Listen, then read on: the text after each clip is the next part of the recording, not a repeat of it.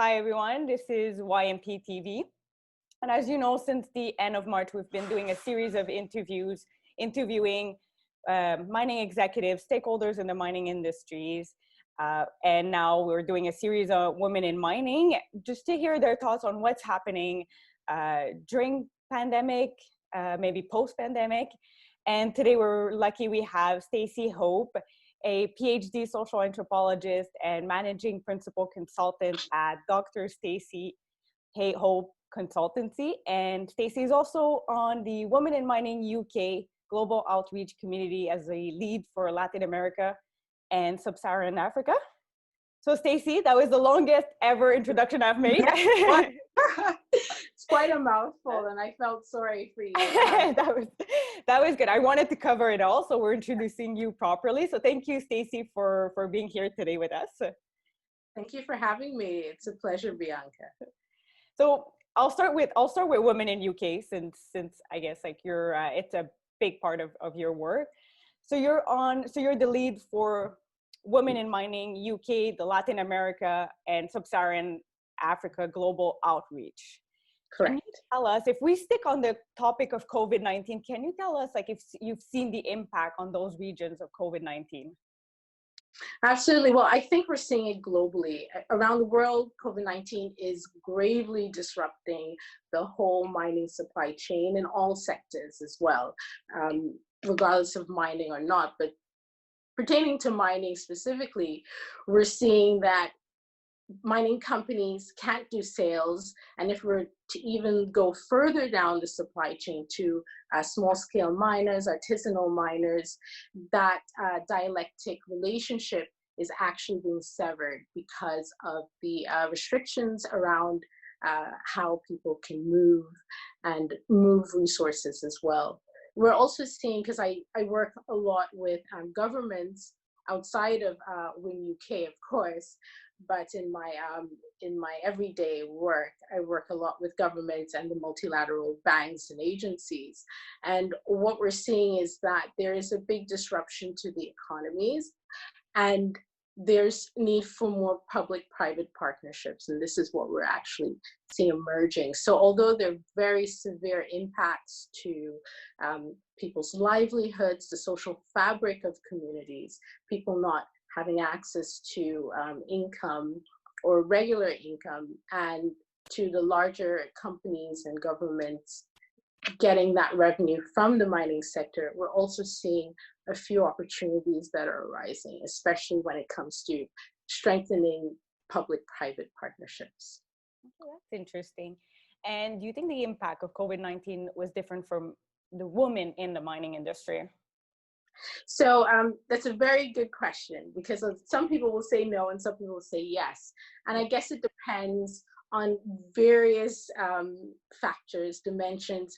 It could also depend on whether you're in gold versus platinum, palladium. It depends on the resources as well. I deal mostly with gold because those are the jurisdictions in which I work. But I am seeing impacts, positive and negative, and positives from the same angle in terms of, for example, work-life balance. A lot of women are saying this is great. Now we don't have to justify being with our kids and working, but then on the other hand, we now have the added pressures of maintaining both the professional sphere and the public sphere and the home sphere. I mean, I had to send my 5-year-old upstairs to do some reading. Right. Exactly. Well, hopefully that keeps him calm for the duration of the interview. But, you know, we're having to be creative that way. And when it comes to previous challenges, if we're looking with women's visibility within the mining sector, what we're seeing is not a lot of change in terms of hiring and firing, but I'm finding this discourse around women's roles and in leadership positions actually taking shape. I think because the world is seeing the likes of Jacinda Ardern really taking a strong lead in how countries and leaders deal with COVID-19, and we have other strong female ambassadors in this sphere, especially if you were to look at the Caribbean, for example. The Barbadian Prime Minister has been doing some of the most exceptional work in the region. So looking at these very strong female leaders and really understanding, well, how is it that female leadership can really change the business and really change the conversations that businesses are having around COVID-19 and around strengthening resilience for the future. And I guess a bit on that topic again, but do you think the impact of COVID-19 will end up creating more opportunity for an inclusive industry? Absolutely. I think whenever we see a pandemic or any sort of disruption, be it a crisis, we tend to see innovation, invention. We tend to see people really looking at ways in which we can become resilient. And that also entails, well, looking at not just the services we provide, but who is leading us in providing those services. What are the voices saying? And I'm seeing quite a lot of mining companies really taking initiative in the way that they are not only inclusive gender-wise, although we still have a lot more work to do, because we tend to think that our models are gender responsive, but they're not. They're not really showing a proactive move towards gender parity within the sector. And it's not just a mining problem, it's within almost all sectors. But we need to see a bit more traction and a bit more responsiveness in the way in which the industry moves and talks about gender. But we're seeing this in small measures. We're seeing it in the ways in which companies are taking on gender disparities at a community level, how we're targeting women in education, girls in schools and education, and really mobilizing them so that they're not going to be lacking or missing out when the pandemic is over or when the lockdown is over. Because we're in Sub-Saharan Africa, for example, we're actually targeted to see a lot of girls who were put into the education system coming out of it. And I've seen mining companies actually take on the role as well. We're champions of women. How do we make sure women have access to education, young girls? And how do we actually make sure that they have the tools to enter the mining sector? I've actually had this conversation with the likes of companies operating in West Africa, Burkina Faso, Mali, Senegal. So these conversations are happening, and they're not just conversations, they're trying to move beyond the lip service. They're trying to match the talk with the walk. And that's really great to see, especially as a social scientist. I bet. And you mentioned earlier artisanal miner. And I guess like some of your work deal with those artisanal miner. Can you tell us if COVID-19 impacted them at all, and what the future looks like for them? Like, will they last in the long term, or will they eventually be replaced? Or it's a really good question. No one has asked me that, and I think the reason why is because as of recent times, I've just been speaking to miners who are focused in the corporate world and not with my government and multilateral entities who are really engaged with the other conversations around artisanal and small scale miners. So as I said, I work mostly around bauxite and gold, well, gold specifically. Okay. And as you can tell, the market, the price of gold right now is at a substantial level. So we're finding artisanal small scale miners not adhering a lot of times to the lockdown measures, although in places where ASMs are formalized, this is not the case. You know, there's a lot of monitoring and making sure that they're not going to camps and concessions. But we are seeing an uptake in the number of small-scale miners and artisanal miners actually going out and panning for gold.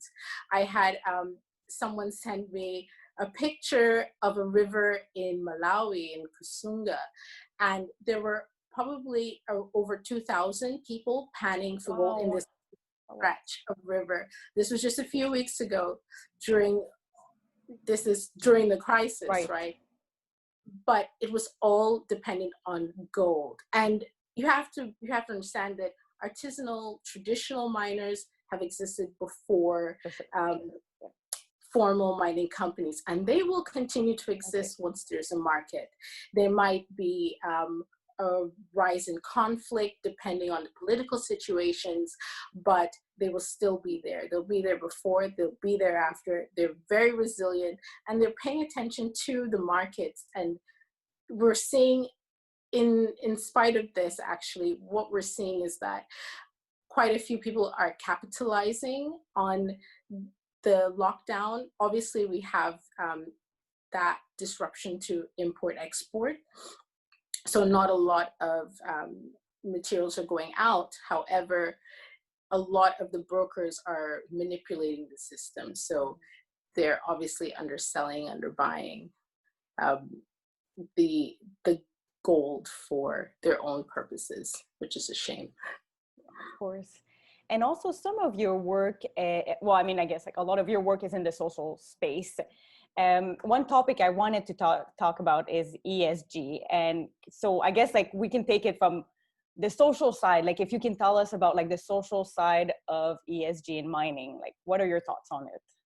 Yes, and very important, because I find that the social side is a bit ambiguous within ESG, but I think because it's not a measure that's, well, it's not easy to measure social impacts, the risks, the opportunities, and it's a very integral aspect of how mining companies or any industry that's looking at these measures as key indicators for their performance. It's really important to understand how complex, but how necessary the social side of the ESG is.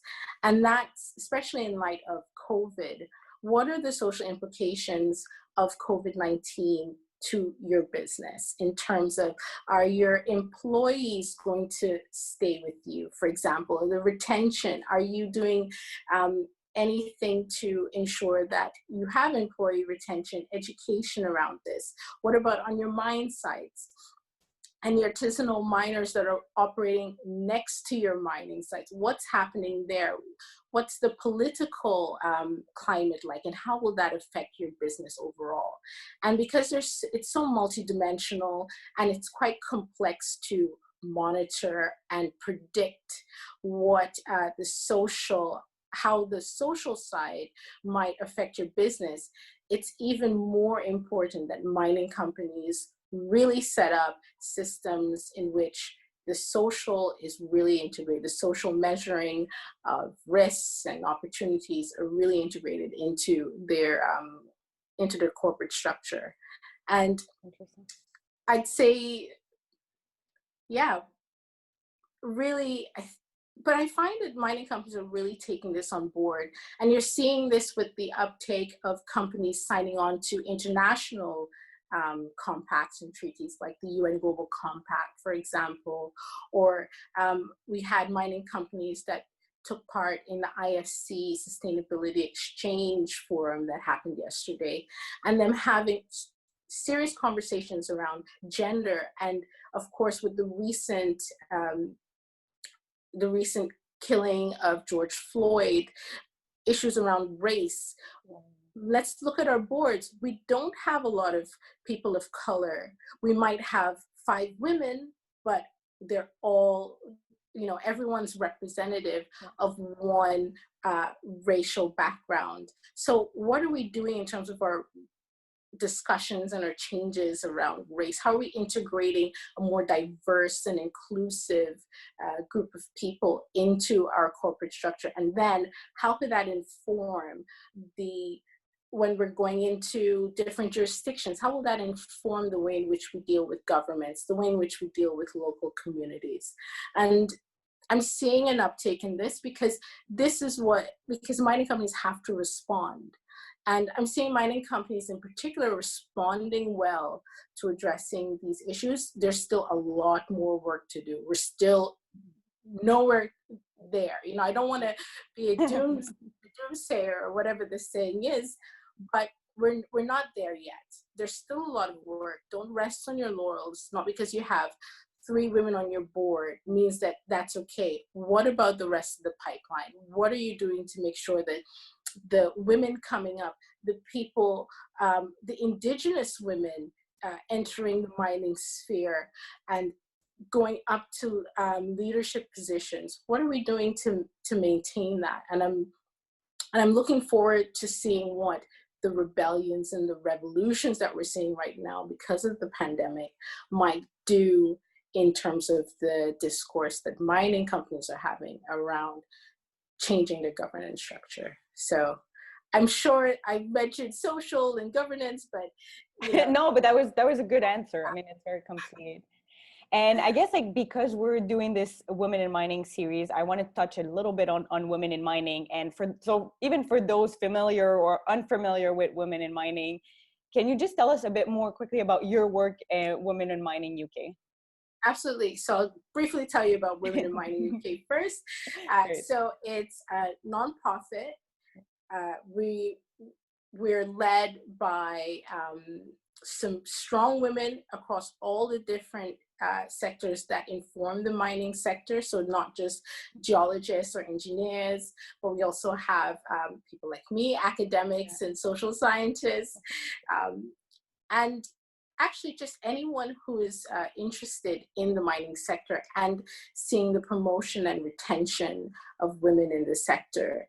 We started in 2006 and we have a very wide range of women, not just within the UK, but because membership is free and all of our resources are free to the public, men and women, we have lots of male subscribers and we have lots of women subscribers from all over the world.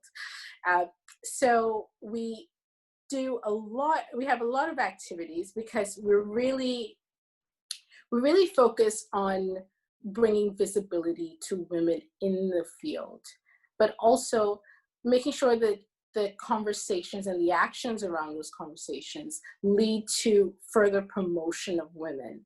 So we participate in conferences around the world. We're at PDAC. We're going to have quite a few conferences, engagement with Minds and Money, for example, and also IMM in the coming days around not only women in mining, but around commodities, around issues that are pertinent to the mining sector as a whole. We don't just talk about women in mining. And we try and source women who can speak on panels, for example. A lot of times we go to these conferences and we're only listening to men talking. You know, we want to see diversity in thought. And leading to diversity in thought, we also want to put ourselves forward as thought leaders within the mining sector as a whole. Now, we try to raise visibility of women, and one of the major ways that we do that is through our 100 or Global 100 Inspirational Women in Mining. I mean, I encourage YMP Montreal to get on board. Of course, so we'll share the link because I know the submissions are ending this month, right? Yes, it ends on the 30th of June, okay. And it's really about championing women within the sector, not just women from senior exec or board level roles, but we want to talk to women. We want to highlight the women who are really inspiring those around her, especially the women working underground. We have some really interesting stories from our past 3 editions. I'd like to keep that tradition because we feel that once other women see women being championed like this, we will have more coming through the pipeline, and we will have more women really questioning the industry and really trying to stamp a place out for themselves within it. So for a listener, you'll have to nominate females before the end of the month. So guys, I will share the link in our description. And men as well. Everyone needs to nominate someone, I think. So. I think so too. Excellent. So we will. And just, Stacy, before we wrap up this interview, I want to ask you, as a woman in mining, what advice would you give to young female professionals who are starting their career now, I guess, in this period of crisis or post-crisis? And then for those who are thinking about joining the industry, but might be a bit skeptical or worried or hesitant, what would you say? Well, I think the one thing that I always tell, because I also mentor students academically within international development, policy, and anthropology, but then I take on interns as well. And I always tell them to do your research on companies and on people, particularly. Go and find someone who inspires you and reach out. And really understand, well, why is it that, especially women, I feel that women don't reach out that much, and they need to. They're the ones who really need to reach out a bit more. Everyone needs to reach out, but I find, especially when I go to mining conferences, the men are quite, they're not timid at all to come and talk about their point, talk about their investments. And then a lot of times you have to go up to the women to engage, or there's a little bit of trepidation there. And I say, just be bold. Do your research, especially as a young person. Find someone who could inspire you and who could really shape or help you shape your trajectory within the sector. For those who are new coming in, don't be afraid. It's such a great mining sector. It's such a great sector. It doesn't matter which angle you're coming in from. It could be from a government advisory angle. It could be as a fund manager, a geologist. But if you love the subject matter that you're doing, then there's always a way in which you will love the mining sector. Just find the right people. And champion more women and champion. Yeah, I agree. That's a nice way of ending it. Lovely. Well, glad to help. Thank you so much, Stacy, for this interview, for your time. And as I said, I'll share the link for the nomination for Women in Mining. So thank Wonderful. you so much. And thank you. Bye. Bye.